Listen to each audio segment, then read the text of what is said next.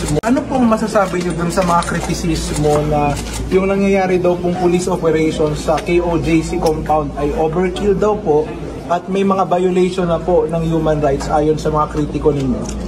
Camera. Specify. Yung daw pong pagde-deploy ng sobrang daming police at saka yung blockade, yung mga nadidisrupt na daw po yung normals. Meron bang human rights violation kung maraming police?